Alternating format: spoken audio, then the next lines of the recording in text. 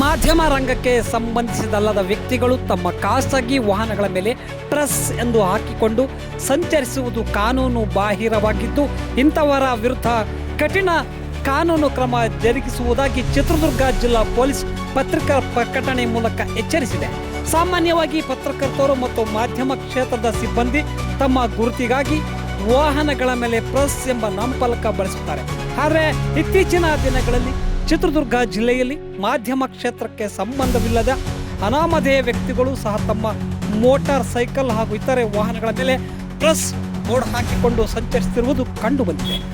ಸಾಮಾನ್ಯ ಸಾರ್ವಜನಿಕರು number plate ಹಾಗೂ ನಂಬರ್ ಪ್ಲೇಟ್ ಎಂದು ವಾಹನಗಳ ಮೇಲೆ ಚಲಾಯಿಸುವುದನ್ನು ತಡೆಯಲು ಜಿಲ್ಲೆಯಾದ್ಯಂತ ವಿಶೇಷ ತಡೆಯಲು ನಡೆಸಲಾಗುತ್ತಿದೆ. ಚಿತ್ರದುರ್ಗ ಜಿಲ್ಲೆಯ ಎಲ್ಲ ಪೊಲೀಸ್ ಠಾಣಾ ವ್ಯಾಪ್ತಿಗಳಲ್ಲಿ ಸ್ಪೆಷಲ್ ಡ್ರೈವ್ ನಡೆಸುವ ಮೂಲಕ ಇಂತಹ ವಾಹನಗಳನ್ನು ಪತ್ತೆ ಹಚ್ಚಿ ನಿಯಮ ಉಲ್ಲಂಘಿಸುವ ವಾಹನ ಚಾಲಕರು ಹಾಗೂ ಮಾಲೀಕರ ವಿರುದ್ಧ ಸೂಕ್ತ ಕಾನೂನು ಕ್ರಮ ಜರುಗಿಸಲಾಗುವುದು ಎಂದು ಜಿಲ್ಲಾ ಪೊಲೀಸ್ ಇಲಾಖೆ ತಿಳಿಸಿದೆ.